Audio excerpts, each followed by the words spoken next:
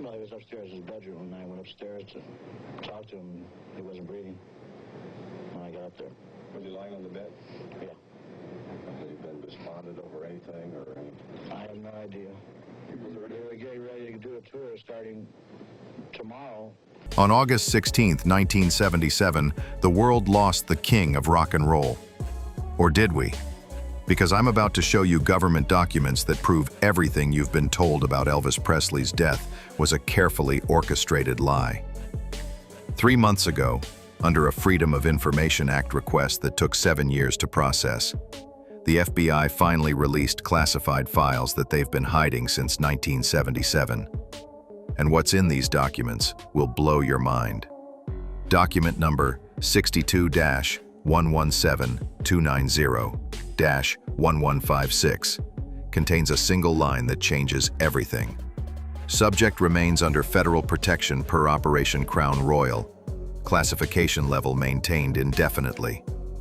The date on that document? August 20th, 1977. 4 days after Elvis supposedly died. Now, the FBI wants you to believe this is just administrative error, a clerical mistake. But here's what they can't explain away. That same file references ongoing surveillance protocols and quarterly status reports, extending all the way through 1981. You don't file quarterly reports on dead people. But it gets worse. Cross-reference through these newly released documents is something called Project Memphis King. This was a classified federal witness protection operation that started in 1976, a full year before Elvis's supposed death. The target? One E.A. Presley, informant designation, Hound Dog. Let that sink in for a moment. The federal government was planning to fake Elvis Presley's death an entire year before it happened. The paperwork is all there, hidden in bureaucratic language that they never expected regular people to see. Transport arrangements, identity documentation, safe house assignments, medical consultation fees, paid to doctors who would later claim they tried to save Elvis's life at Graceland. Dr. George Nicopolis, Elvis's personal physician who was supposedly devastated by his patient's death, received a government payment of $47,000 on August 10, 1977. 6 days before Elvis died. The memo attached to that payment authorization reads, "Consultation fees for Operation Crown Royal, Phase 3 implementation." Phase 3. They had this planned out in phases. And here's where it gets really disturbing. The FBI didn't just plan Elvis's fake death. They had detailed contingency plans for managing the aftermath. Media response protocols, grief counseling resources for family members, even guidelines for handling his estate transition. They thought of everything. But why would the federal government help fake the death of the world's biggest entertainer? What was so dangerous that Elvis Presley needed to disappear forever? The answer is buried in document 161-3352-789, classified until just last year. Elvis wasn't just a singer and movie star.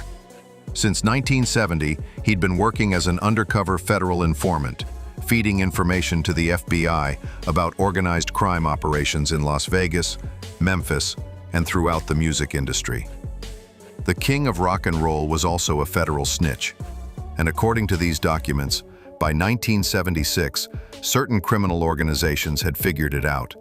The file contains references to credible threats against subject's life and immediate extraction protocols activated due to compromised cover status. Someone wanted Elvis dead. For real this time. The government faced a choice. Let the mob kill the most famous person in America or make everyone think he was already dead. They chose option 2. Document 94-37649-441 outlines the exact timeline. The Federal Witness Protection Program would stage Elvis's death, complete with medical emergency, funeral arrangements, and media coordination. Elvis would receive a new identity and federal protection for the rest of his natural life. In exchange, he could never contact anyone from his previous life ever again. His family, his friends, his fans.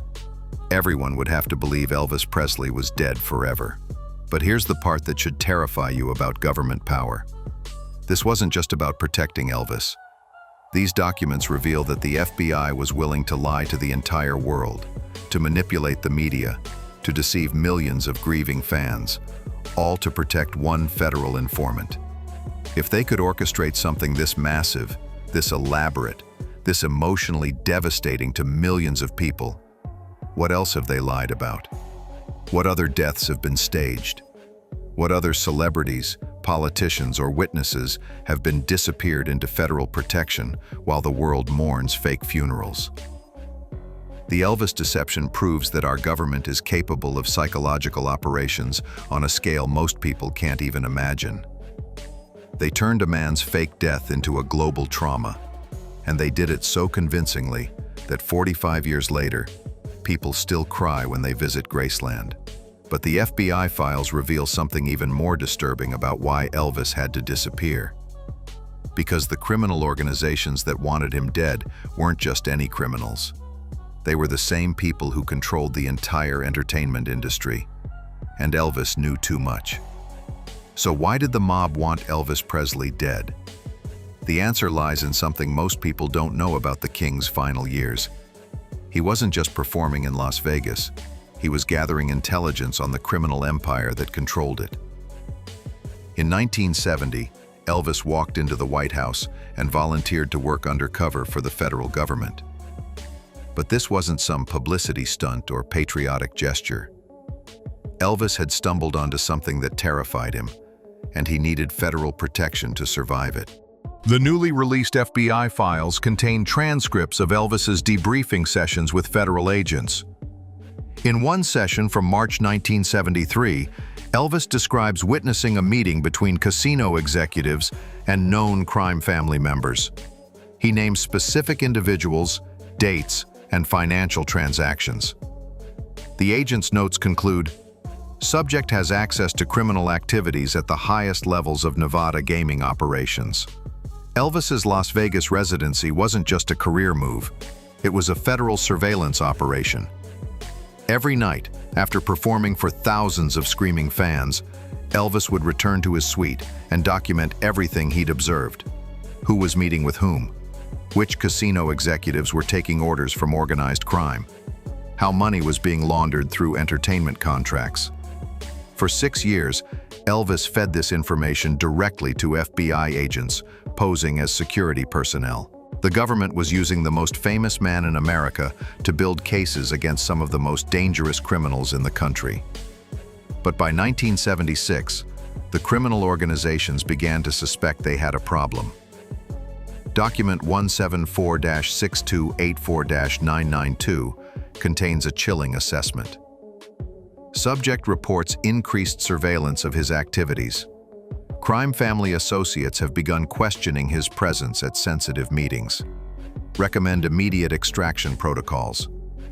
The mob was getting suspicious, and when organized crime gets suspicious, people disappear. In December 1976, Elvis received his first direct death threat.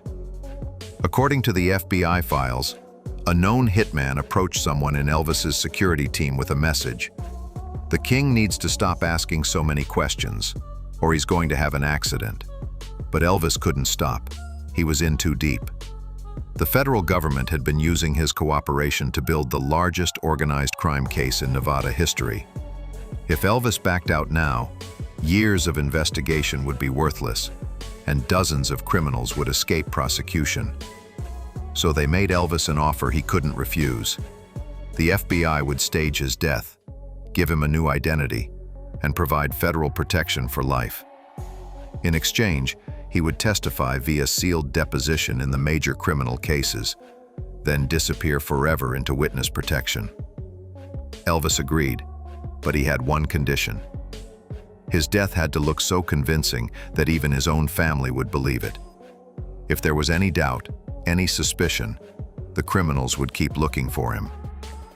The deception had to be perfect. Document 203-7749-441 outlines the specific threats that made Elvis's extraction necessary.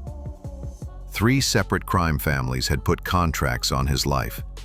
The estimated payout for killing Elvis Presley was $2 million, an enormous sum in 1977. But here's what makes this even more sinister. The criminal organizations didn't just want Elvis dead because he was an informant. They wanted him dead because he'd discovered something that Elvis had learned, that organized crime wasn't just skimming money from Las Vegas casinos. They were using the entertainment industry itself as a massive money laundering operation. Record deals, concert bookings, movie contracts, it was all being manipulated to clean dirty money and fund criminal enterprises. The king of rock and roll had discovered that his entire industry was controlled by the mob, and they would kill anyone who threatened to expose it. By July 1977, the threats against Elvis's life had become so specific that federal agents were discussing immediate extraction. Document 185-9923-776 contains this assessment. Subject's life in immediate danger. Criminal organizations have acquired detailed intelligence about his federal cooperation. Recommend Phase 3 implementation within 30 days. Phase 3 was the code name for faking Elvis's death. The FBI knew Elvis was alive, but they weren't the only ones who helped him disappear that night.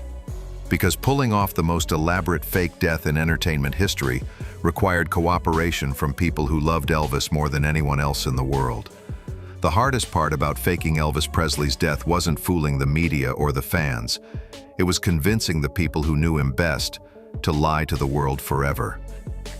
According to the FBI files, Operation Crown Royal required the cooperation of Elvis's closest family members and trusted associates.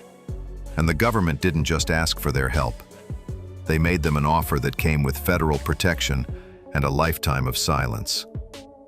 Document 156-8834-223 contains the names of everyone who was briefed on the operation. Priscilla Presley, Lisa Marie, Colonel Tom Parker, Dr. George Nicopolis, Red West and Sonny West, Elvis's bodyguards, Vernon Presley, his father, even some of the Graceland household staff. They all knew Elvis wasn't really dying on August 16, 1977. They all participated in the deception. The plan was intricate beyond belief. Elvis would stage a medical emergency in his Graceland bathroom early in the afternoon. Ginger Alden, his girlfriend, would discover him and call for help. Dr. Nicopolis would arrive and perform fake resuscitation attempts while secretly administering sedatives to make Elvis appear unconscious. But here's the part that shows just how deep this conspiracy went. The ambulance that arrived at Graceland wasn't staffed by regular paramedics. According to document 179-5542-887, both ambulance personnel were federal agents trained in covert operations. Their job was to transport Elvis to Baptist Memorial Hospital while making it appear he was dying. At the hospital, Dr. Nicopolis officially pronounced Elvis dead at 3:30 p.m. But the FBI files reveal something shocking about that moment. The body that was pronounced dead wasn't Elvis Presley. Federal agents had arranged for a medical cadaver that matched Elvis's general physical characteristics. While Dr. Nicopolis was telling the world that Elvis had died, the real Elvis was being transported to a federal safe house in Memphis under heavy guard. The funeral arrangements were all part of the deception. The closed casket wasn't to preserve Elvis's dignity. It was to hide the fact that Elvis wasn't inside it.